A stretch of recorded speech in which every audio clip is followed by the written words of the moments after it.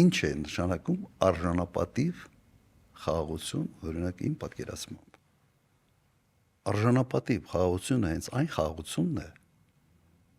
որը ենթադրում է երաշխավորված խաղաղություն, որ ես ստիպված չեմ լինելու այդ խաղաղությունը պահելու համար ամեն անգամ անհասկանալի զիջումների գնամ, սահմանադրություն փոխել, Ալիևը մեզ հայհոյի,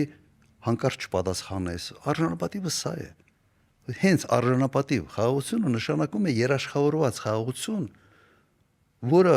բանի պես էս մուրջի պես կախված չի քո գլխին,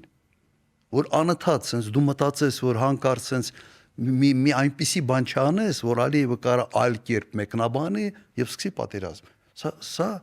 անարժանապատիվ խաղաղություն է։ Հիմա արժանապատիվ խաղաղությունը սրա մասին է, այլ ոչ թե պատերազմ սկսելու մասին է։ Միգուցե լավ չենք բացատրել 21 թվականին։ Գուցե։ Միգուցե 21 թվականին ժողովուրդը շոկի մեջ էր, թարմ էր այդ վերքը։ Բայց կրկնում եմ, հենց երաշխավորված խաղաղությունը դա այդ արժանապատիվ խաղաղությունն է, որովհետև սա կնշանակի, որ այս էջը փակվում է, մենք մտնում ենք մեկ այլ զարգացման փուլի մեջ, չմտածելով ամեն քայլափոխի, որ էսա, sense ինչ որ բան անենք դուր գալու համար Էրդողանից,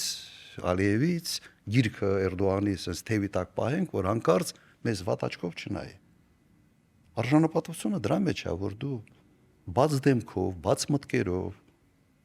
դու իսկապես ձգտում ես խաղաղության, բայց դու չես ուզում այդ process-ը մշտական ստորացման process լինի քո համար եւ քո ժողովրդի համար։